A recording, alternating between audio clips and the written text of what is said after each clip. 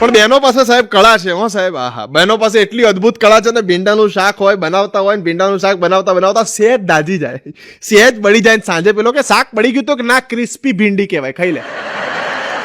આ ક્રિસ્પી ભીંડી કહેવાય. કે બટાકા સહેજ મોટા રહી ગયા કે દમાલું અમને ખાઈ જા. બટાકા સહેજ બળી ગયા હોય તો કે ફ્રાય બટાકા કહેવાય. ખાધા કોઈ દવા ખાધા તારી માએ બનાવીને ખવડાવ, ખાઈ જા. એના જેવું છે. બહેનો ક્યારેક ગઈક ભૂલ કરે તો એના માટે નવી રેસીપી કહેવાય. આપણે ચૂપચાપ ખાઈ લેવાનું કે વાલી આજે કારેલા બહુ સરસ છે, એકદમ તારા સ્વભાવ જેવા. એક જણો હમણાં છે ને સાહેબ 10 વીંટી પહેરીને ફરતો હતો. મેં કહ્યું 10 વીંટી? મેં કીધું આ શેના માટે? મને કે એક વીંટી લગનની છે. મેં કહ્યું એ બરાબર, બાકીની 9? મને કે બાકીની 9 એના પરથી બધા જે ઉધમો થયા એને શાંત પાડવા માટે રાખી. સ્ત્રીઓનું કામકાજ જબરું હોય. આમ સ્ત્રીઓ પુરુષો વિશે એમ કહેતી હોય કે તમે પુરુષો હાવ મૂર્ખ છો, હાવ ડફોળ છો તમે બધા, અને બીજી બાજુ આમ જ કહેતી હોય કે અમે કે તમારથી ઓછા થોડી છીએ. તો સાહેબ આમાં આપણે શું સમજવાનું? હે, પણ પરણેલી સ્ત્રીઓ દ્વારા બોલવામાં આવતું સૌથી મોટામાં મોટું જુઠ્ઠું કયું ખબર છે? આ જેટલી પરણેલી સ્ત્રીઓ છે, હું ગમે એટલા સ્ત્રીઓ વિશે જોક કરું, પણ તમે બધા એગ્રી કરશો, જેટલા બહેનો સાંભળે છે, ભાભીઓ સાંભળે છે, પરણેલી સ્ત્રી દ્વારા બોલવામાં આવતું મોટામાં મોટું જુઠ્ઠું છે. હા, એ બધું બરાબર, પણ મારે એકવાર એમને પૂછવું પડે. એકવાર એમને પૂછવું પડે. કોઈ દાડો પૂછ્યું છે મને? એમ કોઈ એના મરજીનું બટાટાનું શાક બનતું નથી અને મારે પૂછવું પડે. હમણાં સાહેબ એક બેન છે ને ગેરેજમાં આવ્યા, મારી ગાડીમાં બ્રેક નહીં વાગતી કે. એટલે ગેરેજ વાળો ચેક કરી આપ્યું. ગેરેજ વાળા બરાબર ચેક કર્યું કે બેન બ્રેક તો બંને ઓકે છે. એ કે પણ હું ટ્રાય કરું, વાગતી નથી. કે પણ મેં ચેક કરી, બેન ઓકે છે.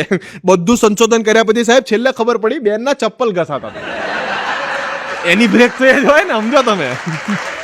પેલો કે બેન પેરાગોનની એક જોડી લઈ લો, બ્રેક વાગવા માંડશે. કે એમની થોડું ઓઇલ ને બધું બી ચેક કરો ને. કે બેન ઓઇલ નહીં, તમારો હોર્ન નહીં વાગતો, એને ઓઇલ ને કોઈ લેવા દેવા નહીં, એમાં બેટરી બદલવી પડશે. એ કે તો બદલી નાખો ને. કે તો પેલો બેટરી બદલવા માટે ગયો, અંદરથી પાછો આવ્યો કે બેન ચાલુ કંપનીની નાખું કે એક્સાઇડ ની નાખું? એ કે એક્સાઇડ ની હું નાખવાની, બે સાઈડ ની બદલી દો.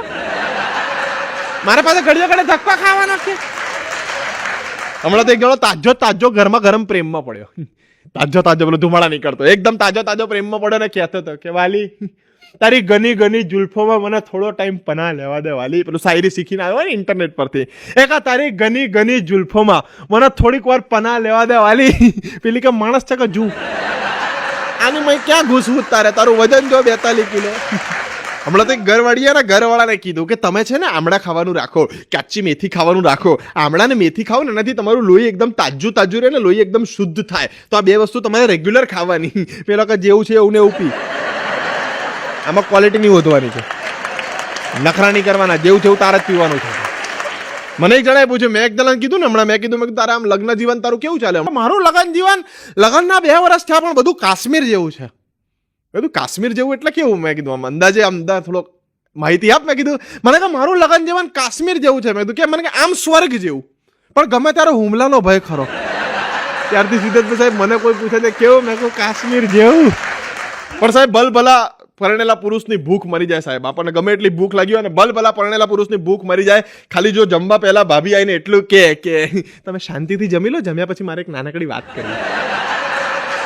પછી જો રોટલી ગળે ઉતરે તો મને કહો સાહેબ. એનું ધ્યાન એમ જ હોય કે આજે કેટલામાં ઉતરીશું. હમણાં તો એવું થયું, 9 દિવસ ભાભી નવરાત્રીમાં મેકઅપ કરીને આવ્યા ને, 10મા દિવસે વગર મેકઅપે ઘરમાં ઘૂસ્યા. જેવા ઘરમાં ઘૂસ્યા એમાં ભાઈએ કીધું બોલો કોનું કામ છે માસી?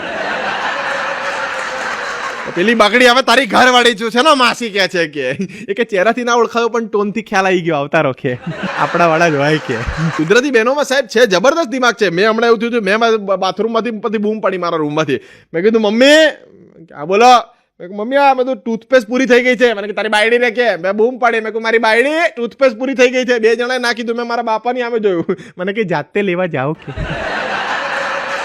હવે ધીરે ધીરે આદત પાડવી પડશે.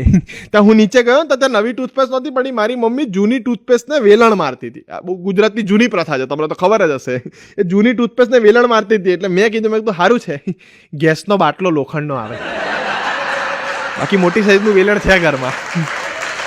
પણ સાહેબ હમણાં નવરાત્રીની પહેલા જે બધો સમય ગયો ને, હું તમને કહું સાહેબ કે અચાનક તમને કોઈક દિવસ નવરાત્રીના થોડાક દિવસ બાકી હોય ને અચાનક તમને એમ લાગે કે સારું કંઈ જ ખાધું નથી, પણ પેટ ભરેલું લાગવા માંડ્યું. અચાનક પેટ ભરેલું લાગવા માંડે તો એમ સમજવાનું કે ગયા જન્મમાં કોકે તમારું શ્રાદ્ધ કર્યું.